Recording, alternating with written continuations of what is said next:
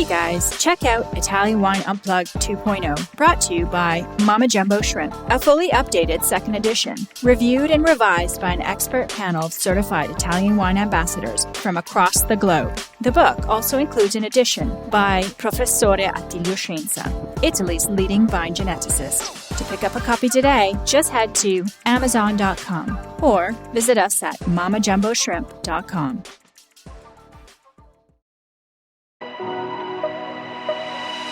Welcome to Masterclass US Market with me, Juliana Colangelo. This show has been designed to demystify the US market for Italian wineries through interviews with experts in sales and distribution, social media, communications, and so much more. We will quiz each of our esteemed guests at the end of each episode to solidify the lessons that we've learned. So sharpen your pencils, get out your notebooks, and join us each week to learn more about the US market. Hello, welcome to Masterclass US Wine Market. Today, I'm thrilled to welcome Laura Burgess to the podcast. Laura is a writer and editor based in California with over 10 years of experience in the food and beverage industry. A former sommelier with extensive winemaking experience, Laura brings a full circle understanding of the wine industry to the table and specializes in translating complex topics into engaging, easy-to-read stories. I've worked with Laura for a number of years, and I'm really excited to have her on the show today to talk about all things content and wine. Welcome to the show, Laura. It's great to have you here. Thank you. It's so great to be here with you, talking about my favorite things. Fantastic. All right. So before we dive into today's discussion about vocabulary and words, can you tell us a little bit more about how you got into the wine industry originally and also came to care so much about the words we're using in the wine industry? Sure. So like so many of us in wine, I really fell into this industry by accident. And it was for me because I was a bartender. And at the end of the day, I wanted to drink wine. And so I started going down this rabbit hole of really loving wine and learning about it one glass at a time. And a mentor of mine said, hey, why don't you start a blog and start to teach other people what you're learning? And so I used this blog, which was called Laura Uncorked, as a way to kind of direct my own learning. And what I discovered was that what was really available for free on the internet at the time, which was 2009 or 2010, was pretty traditional, dry wine education material. And it was not fun for me to read, and it was hard for me to understand and kind of demotivating in some ways.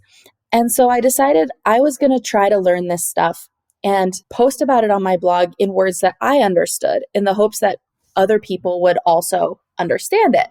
And in a lot of cases, I couldn't find something out there about what I wanted to do. So I started trying on all of these wine jobs. So I worked as a sommelier, I worked in several retail shops, I poured wine on a sailboat, and I worked a whole bunch of harvests, and I worked in tasting rooms. It was amazing. Everyone likes wine better on a sailboat. That's what I learned. But so I was working in vineyards doing the pruning. And I ended up writing about wine as an accident afterwards. I didn't really want to be a writer. I wanted to fall in love with one of these jobs. But I just discovered that there was this constant disconnect kind of between what was out there and the words we were using to teach new people and the reality of the process. And that sort of led me, to being a drinks journalist for a while and then working with some e-commerce retailers who sort of shared my idea that we could use better language to sell wine and to get people to fall in love with it. And I think what happened was I kept taking these jobs where I was on the ground dealing with your everyday consumers. And I was also dealing with, winemakers and marketers who were saying, these are the words for our story. And I was watching people's eyes glaze over when I tried to tell them. So yeah, that just led me to realize that the words we use are so important and we can change our words a little bit and it can have a huge impact on the people we're talking to.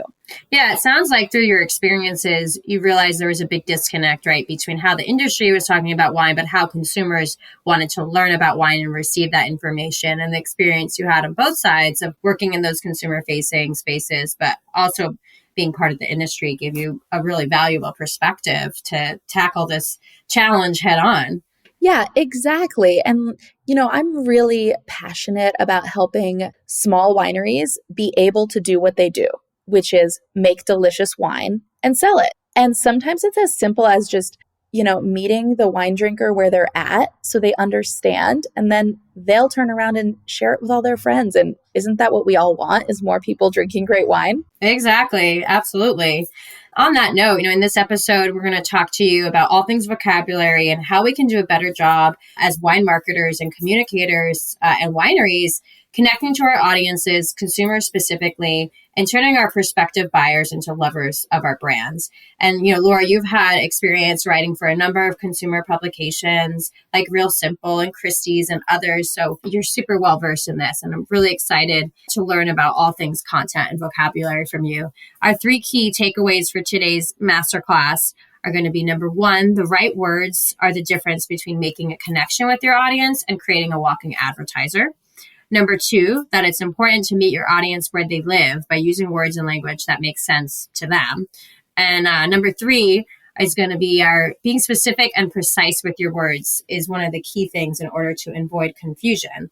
For a product and a category like wine and like Italian wine, that's already quite difficult to understand. So let's dive right into it. So, first things first, let's talk about some of the basics. When it comes to storytelling and words, where do we even start? I mean, there's lots of words out there, right? How do we even start understanding how to tackle this subject of storytelling and word choice? Sure. So I think the key is to start by looking at ourselves and our brands and where we're at and what vocabulary are we using naturally, like as a team for our brand. Because I think it's really easy when you're an expert, you speak to others you respect, like our customers and trade partners, as if they're also experts. And this disconnect starts to arise really naturally because we want to assume that other people know what we know, because of course we assume they're smart.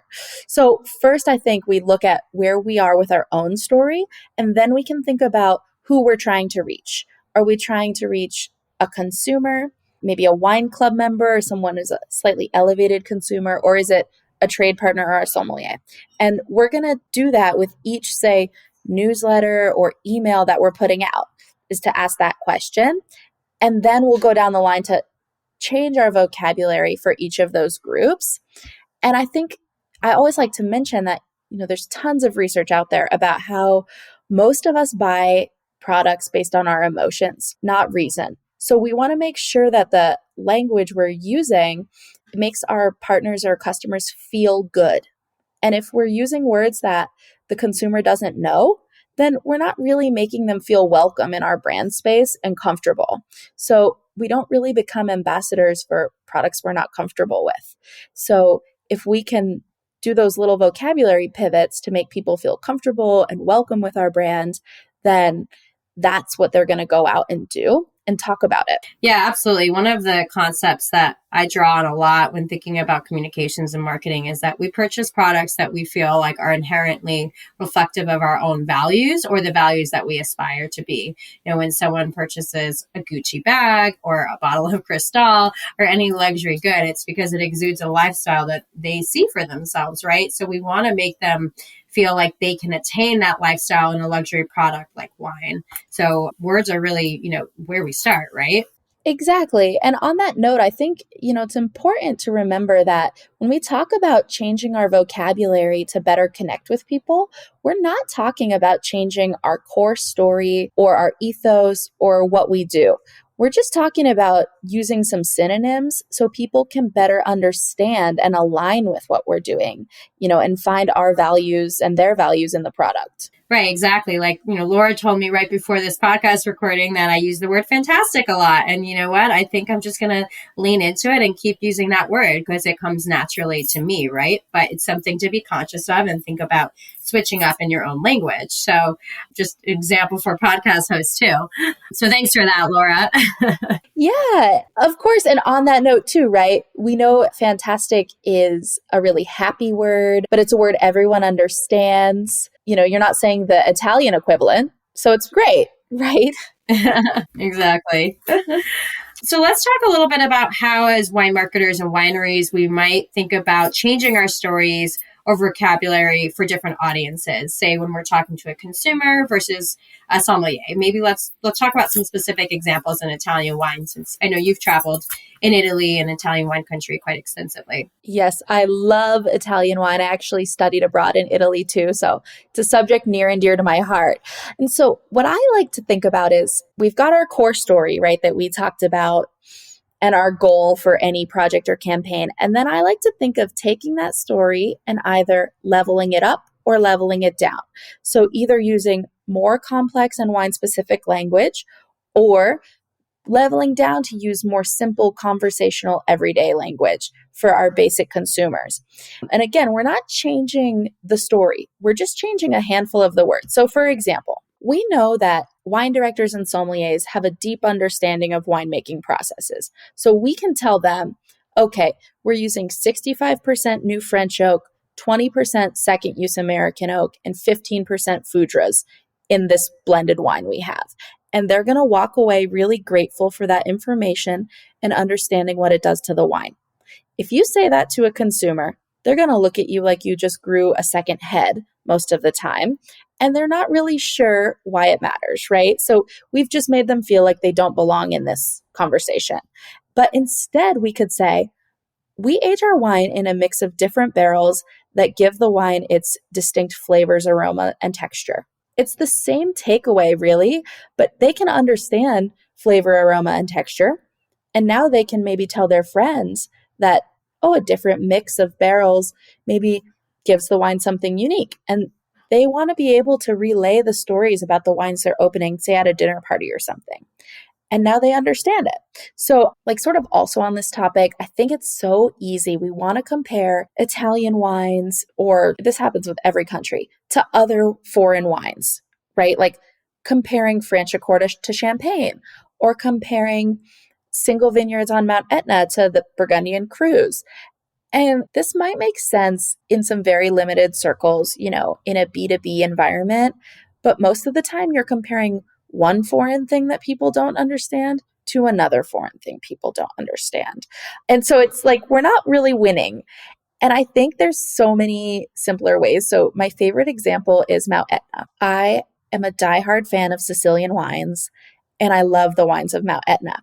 And they have done such a great job telling the story in recent years, in my opinion, of the wines from the volcano and what the terroir really does.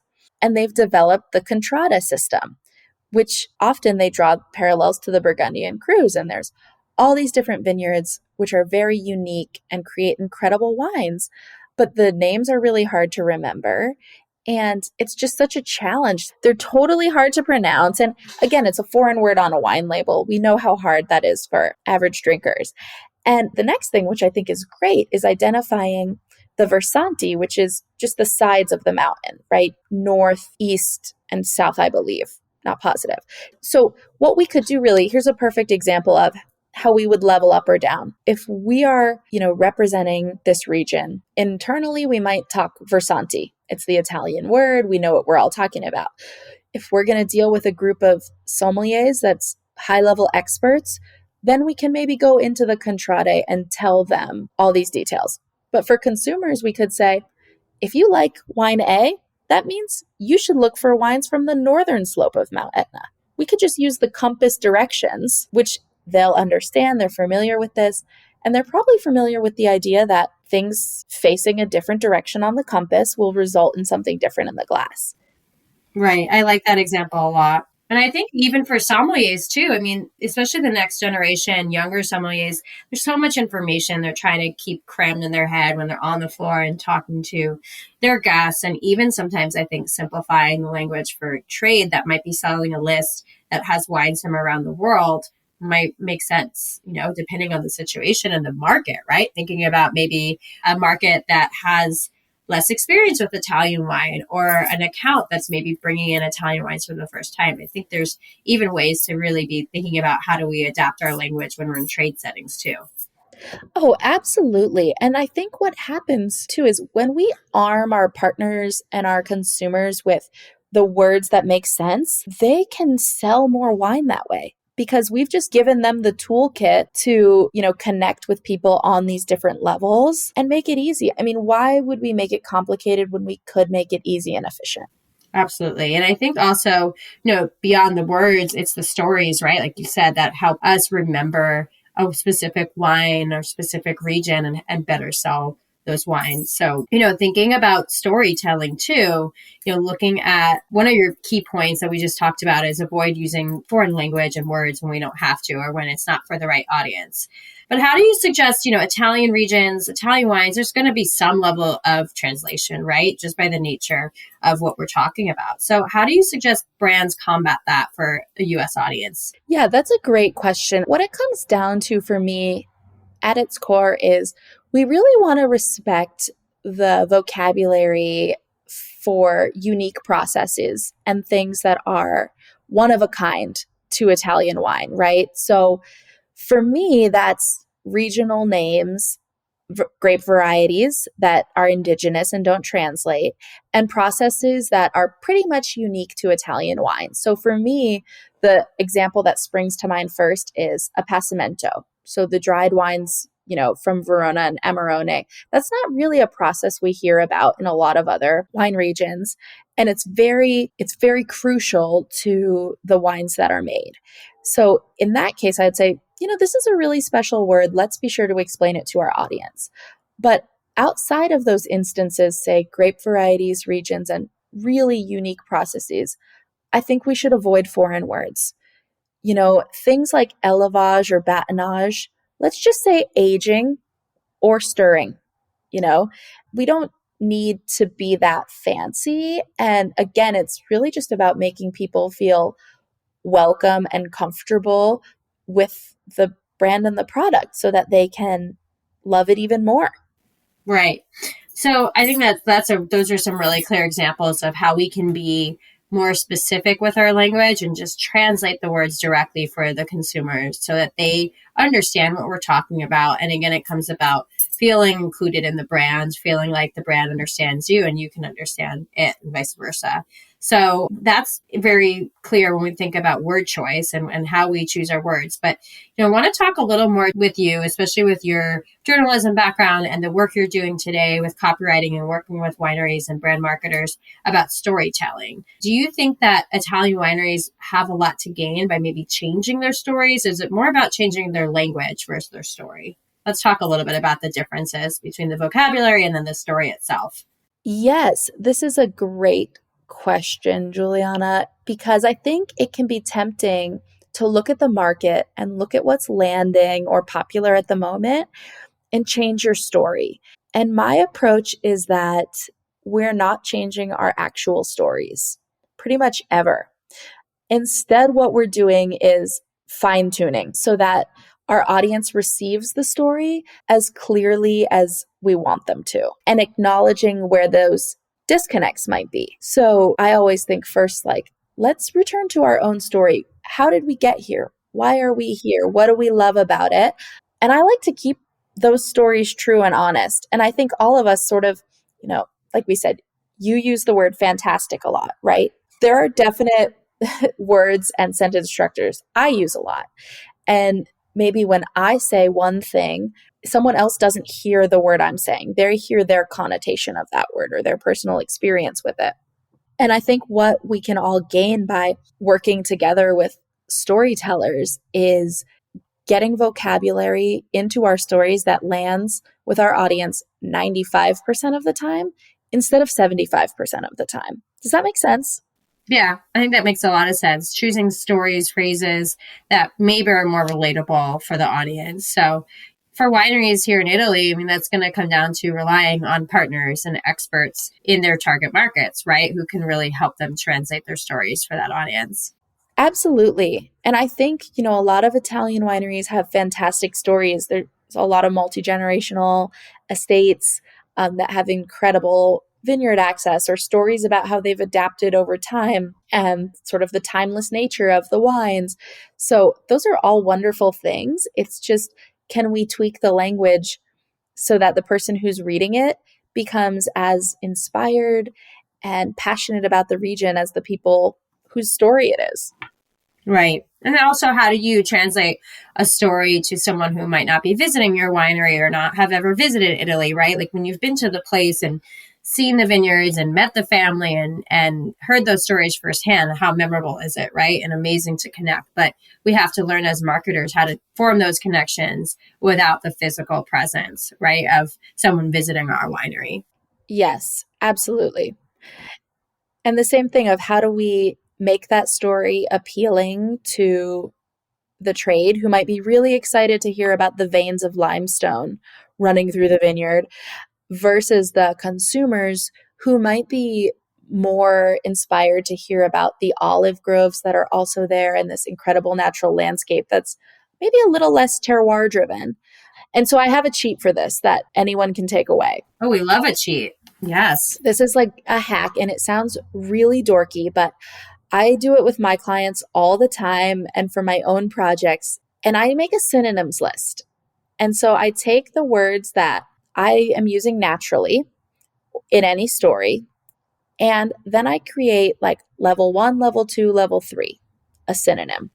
Okay. And so I'll use the word terroir as an example. So terroir is something we use all the time in the wine business, but it doesn't really exist for most consumers, right? As they're learning about wine, they might pick up on it, but it's not really in their everyday wheelhouse. And Right. a lot of professionals are going to go more specific than terroir. So my leveling down of terroir might be landscape or natural environment. And my leveling up of terroir might be really specific to that winery. So, or the place. So let's say the volcanic soils of Mount Etna. That would be like my leveling up. Or maybe talking about some specific minerals there. That would be my synonym.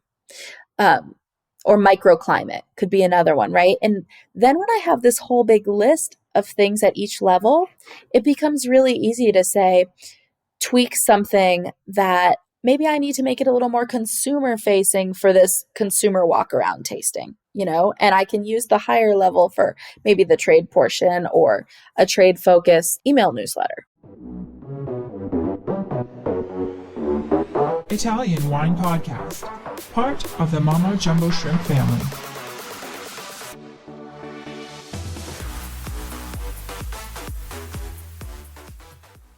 Yeah, I like that example a lot because obviously terroir is a word that we use throughout the wine industry, Italian wine and elsewhere. So just thinking about how we level up versus level down, I think that's a really strategic and also systematic way to think about it. Because I think when we think about copywriting, sometimes it might be a daunting task, but if we break it down into these systems and these lists, then I think we create more process out of it as well.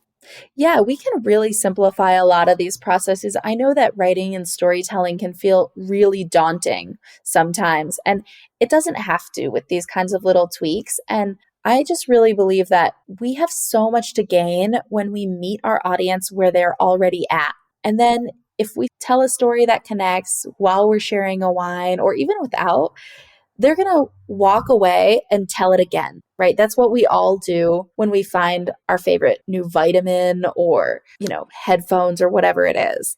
And that's really the goal, right? Is to create a little army of foot soldiers that are out there telling the story for you at the end of the day. Definitely. I know. I mean, for me, we were talking about Peloton before we started recording, but I'm definitely a little walking advertisement for Peloton because it's influenced me. It's made an impact in my life, and I share it and talk about it with anyone who wants to hear about it. So, we think about other brands and other industries too that have done great jobs of creating ambassadors of their product. Exactly. Yeah. I want to throw a little curveball at you just because it's so topical right now. I think you know what I'm going to ask, but how do we think about AI in this conversation? How do we think about AI helping us? How do you, as a copywriter, think about AI? We did a whole episode on this, but I would love to hear another take and your perspective. Ooh, this is a great curveball. So, you know what? I am ready for all the writers to come after me after this. Generative AI is a fantastic tool, and I think we should all be using it. I think that this is a really great way to get ideas for fine tuning. So I think it's important to acknowledge that AI is not perfect And there are legal and ethical ramifications to publishing something created 100% by AI. Right. So I certainly don't advocate writing your brand story on AI. However, you can take the story you have and say, rewrite this using more simple language, and it will spit it back out to you, having changed some of the words. So you can look at it and maybe start to find some of those synonyms, or start to find a different way to say the same thing. And then you'll put that on the page, whatever you're working on, and continue your own fine tuning. But I think what happens when we go into this rabbit hole of which vocabulary should we use, like you said, it's so daunting. And sometimes we look at a blank page, and there's no need to do that anymore. And there's all these other tools in addition to ChatGPT. Like, for example, one I really love is called Laika, Laika. And all Laika does is give you 2 sentences. So you start it and it will finish it in a very short way. And this one is designed to just keep you going, to help you not get stuck. It's a lot tighter than ChatGPT, in my opinion. And I like it for that, because when I'm using generative AI, I'm like, I need ideas, and maybe I need a lot of them quickly. So for a winery, maybe you're really trying to get some headlines together for newsletters, or maybe topics for a panel discussion and the proper title. And if you can get 50 just as a starting point, that's really going to help you. So I think AI is an incredible brainstorming tool. I think it's fantastic when you're stuck, and I love using it as a jumping off point. I'm also just a huge advocate of a good old-fashioned thesaurus. Merriam-Webster.com is my favorite. Looking at the similar words is just a great jumping off point often to getting unstuck, or finding out, more elevated and then the lower level ways of saying what we want to say. Yeah, exactly. So I love that response, and using it as a tool, right, to aid us, not seeing it as something that's going to replace us, but more something that's going to help us be stronger, better writers. I know myself, if I'm writing an email, sometimes I'll put it into ChatGPT and say, can you put this in a more friendly tone? Can you soften the language here, and to tone down my East Coast energy. And it's been helpful. I have to admit, it definitely has. It's so helpful. And, I really think AI is such a hot button issue right now. And for me, I think we're always ready to proclaim that the next big tool is going to erase our jobs. And I think that's a hyperbolic response. I think we can use this tool really respectfully and get the good parts out of it. And that's why I always encourage people to look at the landscape and find these other AI tools, because they're not all the same, and it's not one size fits all. And if you're using it responsibly and knowing that you're going to create your original piece of work from it, then go for it. Definitely don't copy paste the whole story into something and try and publish it, though. That will come back and bite you. Good tip. Absolutely. Awesome. I like the positive outlook on AI in general. It's fantastic. One of my favorite words. So as we wind down today's episode in our masterclass, we'll do our rapid fire quiz that we do each episode to review some of the key takeaways from today's episode. And we learned so much from you today, Laura. So please do your best to answer these questions in one sentence or less.